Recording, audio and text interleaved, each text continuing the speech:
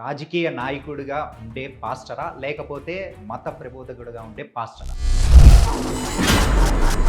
నేను రాజకీయం చేయకూడదు, తాగుబోతులు దొంగలంతా కూడా మా మీద ఎక్కి తొక్కండి. వాడు ఎవడండి? రాజేష్ గడు ఎవడో అసలు? ఎవడండి వాడు? కూటమి ప్రభుత్వం వేసుకుని ఇంగిలి మెతులు కక్కుర్తుపడి దళిత క్రైస్తవుల మీద రకరకాలుగా ఆకువీడి ఇష్యూలో అక్కడ క్లియర్గా కనిపిస్తుంది. రఘురామకృష్ణ గారు వచ్చారు, ఆ రోజు ఇష్యూ అయింది. సో వచ్చిన తర్వాత కూడా వాళ్ళ పూజ వాళ్ళు చేసుకునేదానికి ఏం తప్పే ఉంది? ఎందుకు ఆపుతున్నారు? రఘురామకృష్ణరాజు అనబడుతున్న వ్యక్తి ఒక ఆర్థిక నేరగాడు. ఎవడండి వీడు? ఎవడన్నా వీడు? మీరు సనాతన ధర్మానికి ఆపోజిటా? సనాతన ధర్మం అంటే ఏంటండి?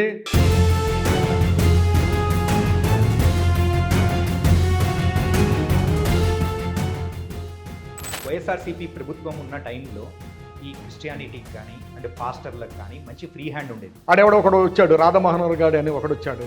చెక్క ముక్కలు అస్సలు వద్దు, 3 మేకులు వద్దే వద్దు, పాపిష్టి దేవుడమ్మా వాడు పాపుల దేవుడమ్మా. జీసస్ని చెక్క అంటే ఎవడు చెక్క రమ్మని చెప్పు. ఇంత వల్గర్ లాంగ్వేజ్ మాట్లాడుతున్నప్పుడు కూటమి ప్రభుత్వం వాడి మీద ఉన్న కేసులు ఎందుకని బయట తీయట్లేదు? చేతగాని ప్రభుత్వమే కదా.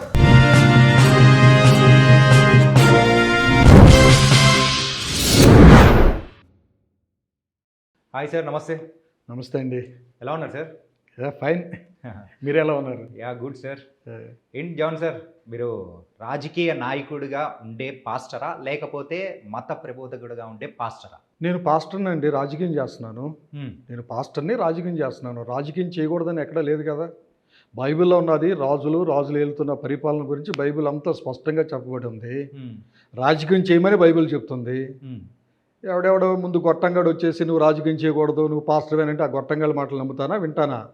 టీడీపీ కుక్కలు కొంతమంది ఏం చేస్తున్నాయంటే ఈ మా వాళ్ళని కొంతమంది రెచ్చగొట్టాడు, పాస్టర్ అయినా రాజకీయం చేయొచ్చా అంటే నేను రాజకీయం చేయకూడదు, తాగుబోతులు దొంగలంతా కూడా మా మీద ఎక్కి తొక్కండి అంటే మేము రాజకీయం చేయకూడదు అంటే కొంతమంది పాస్టర్లు చెప్పే వాళ్ళకి నేను చెప్పేది ఏమిటంటే ఒకటే చెప్తున్నా.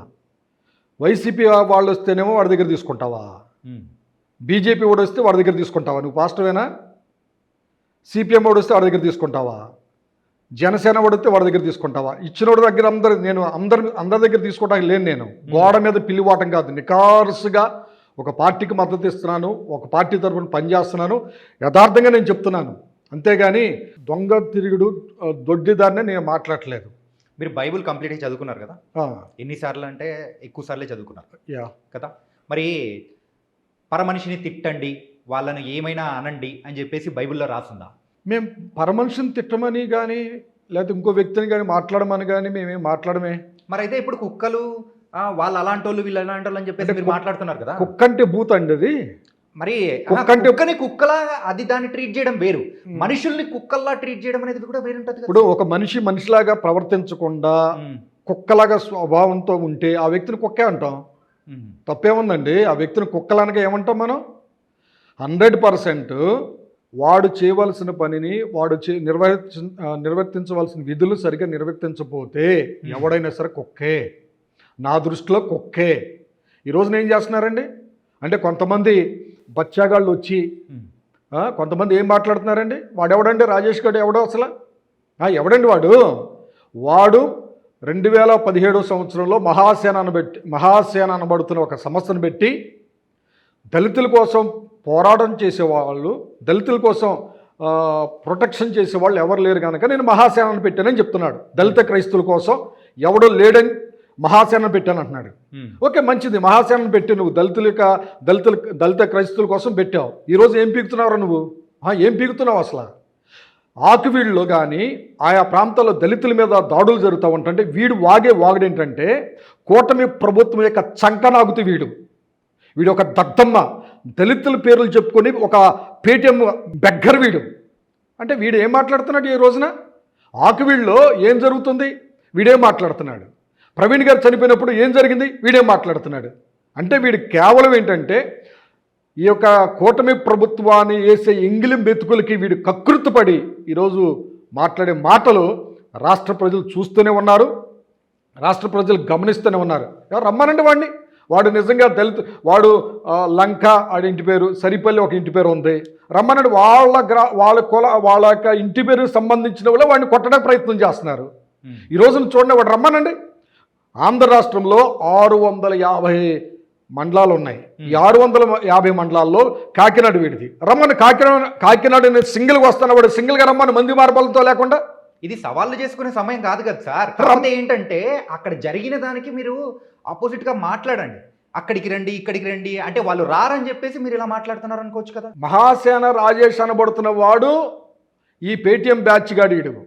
వాడే కూటమి ప్రభుత్వం వేస్తున్న ఎంగిలి మెతులు కక్కుర్తుపడి ఈ రోజున దళితుల మీద, దళిత క్రైస్తవుల మీద రకరకాలుగా నీచ సంస్కృతితో మాట్లాడుతూ ఉంటున్నాడు వీడు. సరే సార్, మీరు ఇప్పటివరకు మాట్లాడింది ఓకే. ఆకువీడి ఇష్యూ అనేది కూడా మీరు తీసుకున్నారు కదా. మరి ఆకువీడి ఇష్యూలో అక్కడ క్లియర్గా కనిపిస్తుంది రాముడి విగ్రహాలు కానీ, అంటే అది ఒక దేవాలయం అని చెప్పేసి అన్నీ కనిపిస్తున్నాయి. అక్కడ వాళ్ళు క్లీన్ చేసి, పాడుబడిపోయిన దాన్ని క్లీన్ చేసి పూజ ఏదో చేసుకోవడానికి వచ్చారు. వస్తే మరి దాంట్లో తప్పేముంది సార్? రఘురామకృష్ణ గారు వచ్చారు, ఆ రోజు ఇష్యూ అయింది. సో వచ్చిన తర్వాత కూడా వాళ్ళ పూజ వాళ్ళు చేసుకునేదానికి ఏం తప్పే ఉంది? ఎందుకు ఆపుతున్నారు? రఘురామకృష్ణరాజు అక్కడ రావటం వలన మాకు ఎటువంటి అభ్యంతరం లేదని అక్కడ ఉన్న ప్రజలు స్పష్టంగా చెప్పారు. అయితే అక్కడ దానికి సంబంధించిన ఒక పర్సన్ టీవీ డిబేట్లో దళితుల్ని అవమానపరుస్తూ, అవమానకరంగా మాట్లాడుతూ, రకరకాలుగా నీచంగా దిగజారిపోయే స్థితిలో దళిత క్రైస్తవులు మాట్లాడుతూ వచ్చాడు. అక్కడున్న స్థానిక పోలీస్ స్టేషన్లో వీడు వెళ్ళి, ఒక జనసేన పార్టీకి సంబంధించిన వ్యక్తి వాడు వెళ్ళి, అయ్యా మేము పలానా చోటకి వెళ్తున్నాం, పెద్దవీధి ఆకువీడి పెద్దవీధికి వెళ్తున్నాం, మాకు ప్రొటెక్షన్ ఇవ్వమని చెప్పి అని అడిగితే అక్కడ ఇష్యూ జరుగుతుంది, మీరు వెళ్ళొద్దని చెప్పి అక్కడ స్థానిక ఎస్ఐ గారు చెప్పినప్పుడు కూడా వాడు ఖాతరు చేయకుండా వాడు వెళ్ళడానికి పూనుకున్నాడు. ఈ విషయాన్ని రఘురామకృష్ణరాజు చెప్పి, రఘురామకృష్ణరాజు వీళ్ళు కలిసి కావాలని చెప్పి అక్కడికి వెళ్ళారు. వెళ్ళిన వాళ్ళు ఏం చేయాలండి? వెళ్ళి కొట్టుకోబోయా, అంతేగాని నువ్వు అక్కడ ఉన్న గుడి ఏంటి, నువ్వు కట్టేది ఏమిటి అక్కడ? అసలు నువ్వు ఎవరు? అసలు నువ్వు ఒక ఆర్థిక నేరగాడివి. నువ్వు రఘురామకృష్ణరాజు అనబడుతున్న వ్యక్తి ఒక ఆర్థిక నేరగాడు. ఎవడండి వీడు? ఎవడన్నా వీడు? అసలు ఎవరికి కావాలండి వీడు? అక్కడ దళితులు ఏమైనా పిలిచారు వీడిని? ఈ రఘురామకృష్ణరాజు గారిని దళితులు ఏమైనా పిలిచారా? అదే డిప్యూటీ స్పీకర్గా ఒక పదవిలో ఉన్నప్పుడు ఎక్కడికైనా వెళ్ళే అధికారం ఉంటుందా, ఉండదా? ఈ భారతదేశంలో మీరైనా నేనైనా ఎక్కడికైనా వెళ్ళే అవకాశం ఉంటుంది. మరి అలాగే ఆయన కూడా వెళ్ళారు. రాజ్యాంగబద్ధమైన పోస్ట్ ఏదైతే ఉందో ఆ పోస్టులో పనిచేసే వ్యక్తులు అన్ని మతాలని సమాన దృష్టితో చూడవలసిన అవసరత ఎంతైనా ఉంది. రఘురామకృష్ణరాజు వీడు కావాలని అక్కడ మత విద్వేషాలు రెచ్చగొట్టడానికి అక్కడ ఇంటెలిజెన్స్ రిపోర్ట్ చెప్పింది వెళ్ళొద్దని. అంతక్రితం నువ్వు సామాన్యుడిగా వెళ్ళావు కదా, ఒక కాలేజ్కి వెళ్ళి కొబ్బరికాయ కొట్టొచ్చావు ఒకసారి ఫస్ట్ టైము. ఇప్పుడు నీకు ప్రైవేట్ సెక్యూరిటీతోనూ, ఆర్మీతోనూ, వీళ్ళందరితోనూ, బిఎస్ఎఫ్ వాళ్ళతో వాళ్ళందరితో ఎందుకు వచ్చావు? నువ్వు ఎందుకు తీసుకురావాల్సి వచ్చింది? ఇంటెలిజెన్స్ వాళ్ళు నేను వెళ్ళొద్దని చెప్తే నువ్వు ఎందుకు వెళ్ళావు? మా దళిత వాళ్ళనే ఉన్న గుడేనా నీకు రామాలయం కొబ్బరికాయ కొట్టడానికి? ఎక్కడ లేవా? అంటే ఇక్కడ రామాలయం మీద ప్రేమ చూపిస్తున్నావా? అక్కడ ఏం కట్టారండి? అక్కడ ఏముందండి? అక్కడ గుంతేనమ్మ గుడి ఉందండి. దళితులు వారు ఆరాధ్యంగా ఆరాధించే ఒక గుంతేనమ్మ ఉంది. ఆ గుంతేనమ్మ దగ్గర ఏదో ఒక విగ్రహం, రాముల వారి విగ్రహం ఏదో పెట్టారు, ఒక రైట్ పెట్టారు. నువ్వు ఏ గుడి కట్టాలి? అప్పుడు నువ్వు ఏ గుడి కట్టాలి? ఇప్పుడు ఏ గుడి కట్టాలి? ఇప్పుడు అక్కడ రాముల వారి విగ్రహాలు కనిపించాయి, అలాగే అక్కడున్న దంతెలమ్మ వారి గుడి కూడా, అంటే విగ్రహం కూడా ఉంది. మరి ఇన్ని సంవత్సరాల నుంచి దాన్ని చెత్తకుండిగా మార్చేసి శిథిలావస్థ స్థాయిలోకి పడిపోవడానికి గల రీజన్ ఎవరు? మరి దాన్ని ఇప్పుడు ప్రస్తుతానికి తీసుకురావడానికి ఉద్దేశంతోనే కదా అది క్లీన్ చేసి మళ్ళీ ఒక మంచి రోజున స్టార్ట్ చేశారు. మరి దాన్ని కూడా మీరు ఎందుకు కట్టుకుంటున్నారు? 50 ఏళ్ల పైబడి ఆ ప్రాంతంలో ఆ గుడి మూతపడినప్పుడు రఘురామకృష్ణరాజు అక్కడే ఆ నియోజకవర్గంలో ఉన్నాడు కదా. రఘురామకృష్ణరాజుకి వీడికి కళ్ళు పోయినాయా? వీడి కళ్ళు కనపట్లేదా? వీడి కళ్ళు కనపట్లేదా?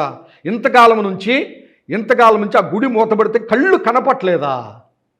ఎటకారం అంటే క్రైస్తవులు ఎటకారంగా ప్రభు శపిస్తోడా?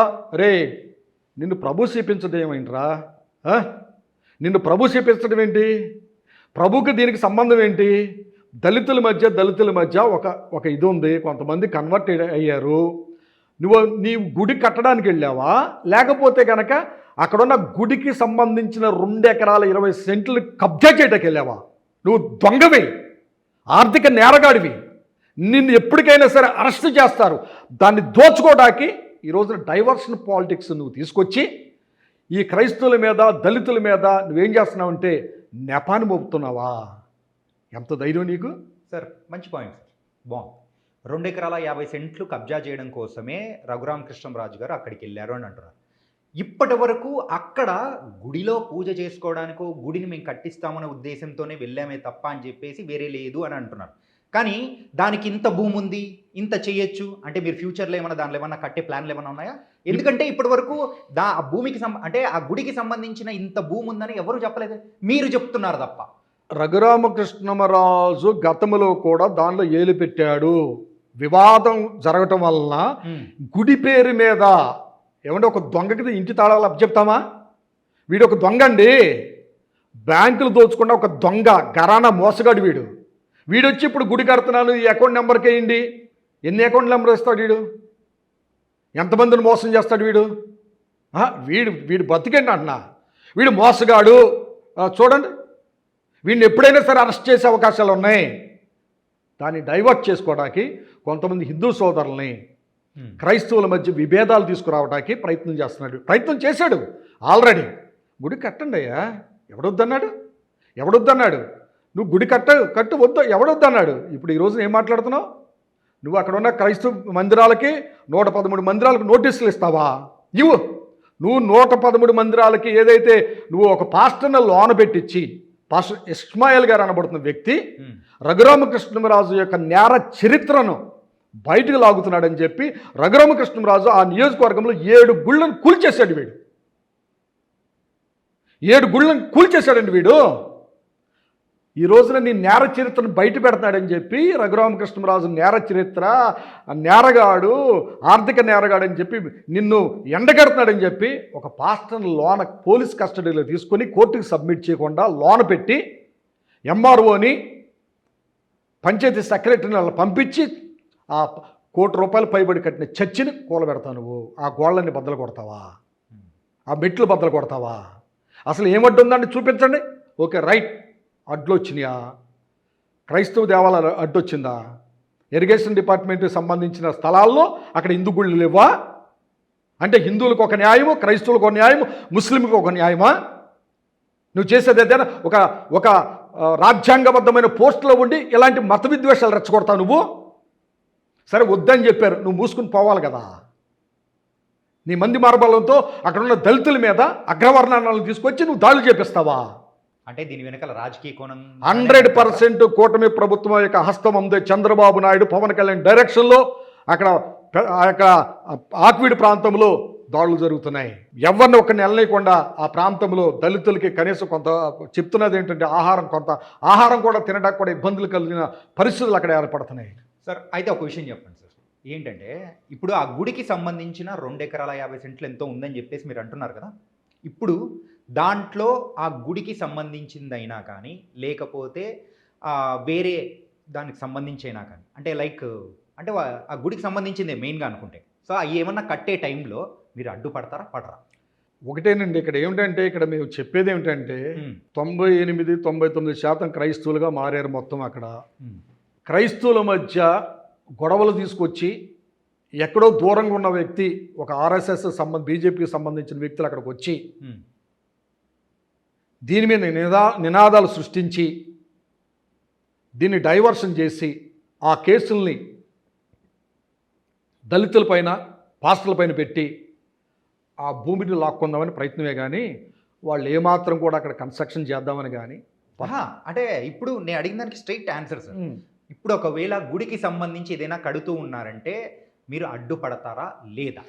మాకు ఆ గుడి కట్టుకుంటూ మాకు ఏ విధమైన అభ్యంతరం లేదండి, లేదు కదా, మాకు సంబంధం ఏం లేదు. అది నీ యొక్క అరాచకాలు ఏదైతే మా క్రిస్టియానిటీ జోలికి వస్తున్నావో, ఎట్టకారంగా మాట్లాడుతున్నావో, నీకన్నా ఎట్టకారంగా మాట్లాడగలరా బాబు? నీకన్నా ఎట్టకారంగా మాట్లాడగలవు, నువ్వు నడిచినట్టుగా మేము నడగలం, నువ్వు వేసే ఆశాలన్నీ మాకు వచ్చు. మాకు రాదా? మేము చేయగలం. నీకులాగా క్రికెట్ ఆడగలం, నీకులాగా పరుగులు తీయగలం, అన్నీ వచ్చు మాకు. ఒళ్ళు దగ్గర పెట్టుకుని మాట్లాడాలి మాతో మాట్లాడేటప్పుడు. క్రిస్టియానిటీ గురించి మాట్లాడేటప్పుడు నోరు జాగ్రత్తగా పెట్టుకుని మాట్లాడాలి రఘురామకృష్ణరాజు. అది క్రిస్టియానిటీ గురించనే కాదు, ఏ మతం గురించి మాట్లాడేటప్పుడైనా ఎవరైనా కానీ దగ్గర పెట్టుకునే మాట్లాడాలి. 100%. వేరే ఒక విషయం ఏంటంటే మేము అక్కడ ఏ మతాన్ని విమర్శించలేదు. రఘురామకృష్ణమరాజు 113 గుళ్ళకి ఇచ్చే ఎంత ధైర్యం వీడికి చెప్పండి ఒకసారి. అంటే కూటమి ప్రభుత్వం అండ చూసుకుని వాళ్ళ సపోర్ట్ లేకుండా వీడు చేస్తున్నాడు అంటారా? ఎంత ధైర్యం వీడికి? ఈ రోజున వాడు చేసేది ఏమిటండి? ఏమండి, మేము ఎప్పుడు కూడా ఏ దేవుళ్ళని విమర్శించడానికి లేం, ఎలా పడితే అలా మాట్లాడటానికి మేము లేం. ఈ రోజున 113 గుళ్ళకి నువ్వు నోటీసులు ఇచ్చావు, తీసేయి. మా అసలు గుళ్ళొద్దు, చర్చిలొద్దు, మసీదులొద్దు, ఏదైతే గవర్నమెంట్ స్థలాల్లో ఉన్నాయో అన్నిటిని పీకేసాయి, అన్నిటిని కొట్టేయి. నీకు దమ్ముంటే ఒక రఘురామకృష్ణమరాజు నిజంగా నువ్వు సనాతన ధర్మం అంటూ మాట్లాడుతున్నావు కదా, నీకు దమ్ముంటే ఏదైతే ప్రభుత్వ స్థలాల్లో ఉన్నాయో అన్నీ కొట్టాయి. నీకు దమ్ముంటే నువ్వు మగాడవైతే నువ్వు మత విద్వేషాలు రెచ్చగొడతావు. ఒక పిచ్చి కుక్కవు నువ్వు. ఈ రోజున నువ్వు ఎలా పెడితే అలా నోరుంది కదని మాట్లాడుతూ ఎలా పడితే అలా టీవీలో ఇంటర్వ్యూలు ఇస్తే చూస్తూ ఊరుకుంటావా? ఊరుకోం. రాజ్యాంగబద్ధమైన పోస్టులు ఉండి లేకపోతే దాంట్లో దిగొచ్చాయి, కాషాయ వస్త్రం వేసుకుని హరే రామ హరే కృష్ణ అనుకుంటే వెళ్ళు. నువ్వు అందరికీ న్యాయం చేయాల్సింది నువ్వు ఎలా మాట్లాడుతున్నావు? వేసుకొని వెళ్తారు సార్, వెళ్ళమను. ఇప్పుడు మీరు పాస్టర్ అని చెప్పేసి రాజకీయం చేస్తున్నారు, ఆయన ఇప్పుడు అలాగే కాషాయం వేసుకొని రాజకీయం చేస్తారు. నేనేమంటానంటే ఒక రాజ్యాంగబద్ధమైన పోస్ట్ ఉన్నప్పుడు అన్ని మతాలను సమాన దృష్టిలో చూడాలి. నువ్వు రాజకీయ సంబంధమైన దాంట్లో మాట్లాడటానికి వీల్లేదు. మరి అట్లయితే మీరు పోయిన వైఎస్ఆర్సీపీ ప్రభుత్వం ఉన్న టైంలో కూడా ఒక లీగల్ సెల్ దానికి సంబంధించిన మెంబర్గా కూడా ఉన్నారు, అవునా? అప్పుడు దానిలో ఉన్న టైంలో మీరు రాజకీయం చేయలేదా? నేను రాజ్యాంగబద్ధమైన అంటే పోస్ట్లో ఉన్నారు కదా. నేను రాజ్యాంగబద్ధమైన పోస్టులో లేను. ఓకే, అదే క్రిస్టియన్ సెల్లో నేను పనిచేశాను గతంలో. ఒకటేమిటంటే క్రిస్టియన్ సెల్ వేరు, ఉపసభాపతి వేరు. ఓకేనా? ఎమ్మెల్యే వేరు, ఉపసభాపతి వేరు. ఒకవేళ మీరు ఆ స్థాయిలో ఉన్నారంటే ప్రతిదాన్ని అందరం ఆ స్థాయిలో ఉన్నా లేకపోయినా సరే అన్ని మతాలు మేము గౌరవిస్తున్నాం. ఆ స్థాయిలోనే ఉంటే గౌరవించాలని కాదు, ఆ స్థాయిలో లేకపోయినప్పటికీ ఈరోజు స్టిల్ నా ఫ్రెండ్స్ ముస్లిమ్స్ ఉన్నారు, బ్రాహ్మిన్స్ ఉన్నారు, ఈ యొక్క క్రిస్టియన్స్ అందరూ కూడా కలిసే ఉన్నాం మేము. నువ్వు వచ్చి మత విద్వేషాలు రెచ్చగొడుతున్నావు? ఆ స్థాయిలో ఉంటేనే ఉండాలని కాదు కదా, ఆ స్థాయిలో లేకపోయినప్పటికీ అన్ని మతాల సమాన దృష్టితో చూడాలి ఈయన. కానీ ఇక్కడ లేదు అతనికి. రఘురామకృష్ణమరాజు కేవలం పగబట్టి క్రైస్తవుల మీద దాడికి ఎగబడతా ఉంటున్నాడు. తీసే పర్మిషన్ లేని అన్నీ కూడా తీసే. ఏమేమి ఉన్నాయి అక్కడ? రాజీవ్ గాంధీ విగ్రహం ఉందా? ఇందిరాగాంధీ విగ్రహం ఉందా? లేదా ఎన్టీ రామారావు విగ్రహం ఉందా? లేకపోతే కనుక రంగా విగ్రహం ఉందా? వైఎస్ విగ్రహం ఉందా? అనుమతులు లేకుండా ఏదైతే ఉన్నాయో విగ్రహాలు అవి కూడా తీసేయండి. అనుమతులు లేకుండా ఏదైతే ప్రభుత్వ భూమిలో కబ్జా చేసి ఉన్నాయో తీసేయండి.